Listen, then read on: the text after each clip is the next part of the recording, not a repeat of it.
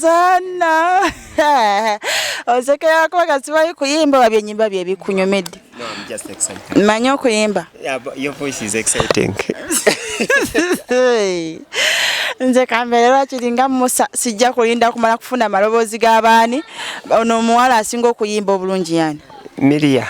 Ye Miria. Yali sister wa Musa kyensubi yali ayi. Oh, ha Miria. Sigenda kulinda ku kati ndidi na jaddi. Kama mlungi. Kama mlungi langa ezo zembera ze banange mikwano tubagala nnyo tubagala tubakunda Wedde Mukama abagala naffe tubagala kati leero Munyenya yakaye channel yaffe YouTube channel yaffe langa yekolanga TV yennyini era nga ye netambula teyetaaga signals teyetaaga simaya mirongo data kasitoba naye nga TV obo otulaba mwebale abatulaba mikwano mwebale Mukama akibabalire mwebale kusharinga commentinga kusubscribinga mwebale banange tuli basanyufu ku lwekyo kyemukola ngale kwenyigira mbuweereza nolwayo tuzengera twasuubiza nti lwe mutulabako mubeeke ekipe kyemusuubira okuyiga eriffe okwongereza kwebyo bye mumanyi tubayigiriza nga namwe mutuyigiriza era nga tweyanza olw'obubaka obulungi obuva gye muli okusiima era nga nze sijja kuyitanga nze kana kisuubiza okulekwa kwolwo lwe nabansazewo nti nange leero kannebeereko independent Mr. Solution nze kati buli wonoonya manya naye oba omufunyi. Alright. Manya Mr. Solution lava the climax genda kuchuka nfuukani Brian ngenda kubeera nga yenze unless Katonda nga anyongeddeko n'owulira nti Pastor Solution there don't togamba ate luli yali Solution ate kati yakapasa kajjewa Mukama asobola okuyimisa n'abakukya kwongerako ekirala ng'oli bw'abanga singo n'awasana bamuyita Mr. n'owulira nti ate ono ye Mrs. kati ebyo byonna bikyajjabuze glory to glory naye ng'olwaleero tuze n'ekintu eky'omugaso ennyo ate nga kikulu kyekiriwo ekyo tugenda kwogera kwagala kwa Katonda gye tuli. Did you know that sometimes we don't get what we deserve because we are still not in a strong relationship with God? Ebiseera ebimu tetufuna kyetuteekeddwa kufuna olw'okubanga tetuli mu mukwano munywevu wakati waffe ne Katonda bwe kiri. Kaakati waliwo ebintu bino wammanga waliwo kye bayita grace ekisa batubulidde enjiri ey'ekisa waliwo ekintu kye bayita faith okukkiriza nga gwe naawe atakkirizika okkiriza ebyo byonna tebikuweesa bubonero ebyo byonna tebikuweesa bubonero owa Katonda okufuna byoteekeddwa okufuna ebyo biina we bikomya bitya then n'obaako wootuuka nti we need love, the love of God. Omukwano gwa Katonda tugenda kugeraganya bwe tute nti fruitfulness okubala ebibala okuvulaba ku bibala. You want to bear some fruits. You need love of God. Wetaaga kwagala kwa Katonda. Nze kanyeni. Si Katonda okwagala wabula okuba mu mukwano naye. Nengwa mu love ne Jesus. Okuba mu mukwano ne Katonda. Nze nagwamu naye. Kyentegeeza kye kino nti fruitfulness okubala ebibala okubeera omuntu abala ebibala okulya ku bibala tekikwetaagisa kubanga okkiriza nnyo. Okubala ebibala tekikwetaagisa kubanga oli wa kisa nnyo. Tekikwetaagisa kubanga oli w'amaanyi oli munene oba wasoma nnyo ebyawandiikibwa. Okubala ebibala nina kusooka kubanga ndi ntya. Olina kuba mu mukwano ne Katonda.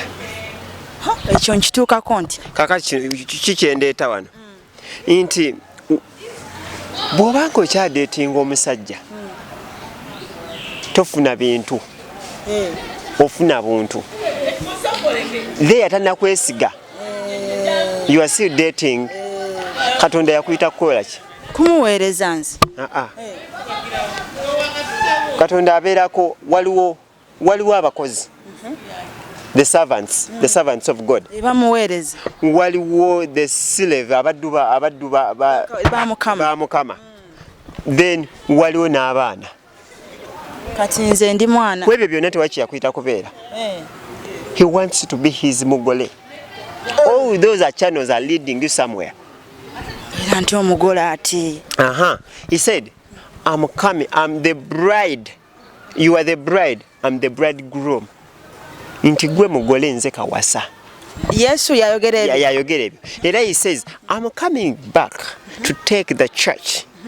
Or take someone, or the church, yes, that has no faults, has no stains. Etaina bala wadde olufunyiro. Zezo church zagenda okutwala ng'akomyewo. Waba ayogera ekyo aba ategeeza ggwe omuntu, because you are the church of God. Ko wamanze church neli wakiŋŋamba. You are the church of God. He's wanting you to know, to make your relationship with him strong. Nkolagana yange naye nino ginyweza. Tino ginyweza. Kati buli wobeera mu kwagala naye. For example, Yesu nomubanga olekeddawo mu dating. We always get a few things because we are dating Jesus. Byebiriwo ebyo bitono bye tufuna. Nti twala ekyokulabirako. Bw'oba odating omuntu, odating omulenzi, biki byofuna? Kutwalako out, kuwayo kasente. N'okuntwalako wa mukwano gwe. But you don't possess his name. Tantwalira ddala wowe mangu ago n'erinnya lye tirifuna. Toyina linnya lye, tebasobola kuyita Mrs. Kayiwa when I'm dating you. Okisegeera? But when you fall in love, deep in love with him, that's when the baby comes in. That's when abundance comes in. I think that wofuna omwana, wofuna ebingi ebintu ebitaggwawo nga eva gwe wawo ne beebuuza gundi akola mulimu ki? Bye buli kitu twegomba akola ki? Akina kubanga ali mu mukwano. Otegeera? Nti omusajja gwe njogerako tayagala bwagazi ye talina. By the way, I pity some people. Nti oli agamba ndi muweereza, ndi muddu wa Mukama. Mukama talina baddu. Weeteekako obuddu. Gw'okyetuuma. He said, I no longer call you servants. Kati olwo tuli baki? I call you friends. Tuli mikwano gye gya Yesu. Kakati okuyita omukwano. There you leave the servant level. Gayo level y'okuba omuweereza njivu. Nga bw'ogamba nti olina w'okola. Gw'oba mukozi. Bakwano ba bosi bwe bajja okola otya? Era mbaweereza. Olaba nti bo bakusingako. Yes, of course. Waliwo bye banyumya gwe bye mutasobola kunyumya. So kati bwe obeera ng'oli mukozi wa Katonda, waliwo by'otategeera, waliwo by'otafuna, waliwo bye mutasobola kunyumya. At that level, otegeera, bw'obeera mukwano gwa Katonda, still waliwo bye mutanyumyako. Nga bw'obeera mukwano gwange, oli mukwano gwange, waliwo bye tutanyumyako. Otegeera, bw'obeera mwana wa Katonda, a son of God, waliwo bye tutanyumyako. Lwaki? Waliwo kyensuubira. Waliwo kyenyumya ne girlfriend, waliwo kyenyumya ne fiance, n'ate waliwo kyenyumya n'oyo gwe nawasa. Yes. Girlfriend, fiance ne gwe wawasa byonna byanjawo. Kakati when you enter love, you enter oneness. Oyingira wekka. No, kyentegeeza kye kino nti oyingira mu bumu, Katonda akolera mu bumu. Obumu nze naye. Like nga bwe yagamba nti bwe munna babiri basatu bwe batabagana ne baba kimu nti God Son, God Father, God Holy Spirit bw'ojjako omu bana babiri tebakola, bakolera wamu. So even here the oneness God is talking of, when I come to join with you, we become one. Here he says, here he meant one spirit. Not nti mwenna kati balabamu omuntu omunedda mukkiriziganya ku kintu kitya ne mubeera mwoyo atya, one spirit. That when you get married, me and you, we become one. I think that. So that's when you have my name. Okay. Even if we all have the names, let me send him. You are my daughter, my children may have my name. And they will. My wife has my name. But there is one who weighs heavier. Abaana balina we bakoma. Osegeera abaana balina ebisenge byabwe. Osegeera abaana balina bajja ne basaba ffe mami and daddy. Abaana sibafaako nnyo. Abaana omwana bw'afa mukazi wa kuzaalira omulala. Kati kinfuula okuba nti sina kye nakola. Omwana is not part of you. Nti naawe leka. Omwana is not part of you. What is part of you is the wife. Yes. This is the person you have to come in line with. You have sexual intercourse with. When you have sexual intercourse with someone, you become one. Kati Yesu Kristo. So here we fall in love with God. We stop dating Jesus. We marry him. That's when what the Bible says. When I marry you, when you are divorcing, what happens? Here, when you marry Jesus, you possess his name.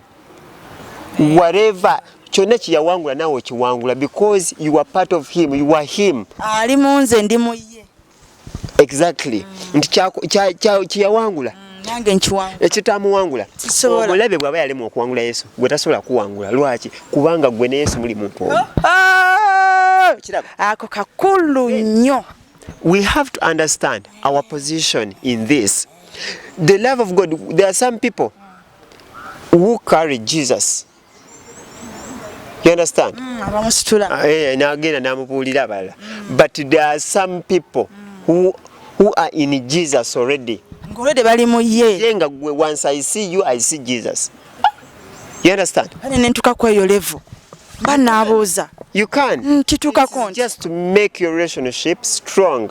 That now I've been dating you, you are no longer my fiancé, now I'm going to marry you. Yes.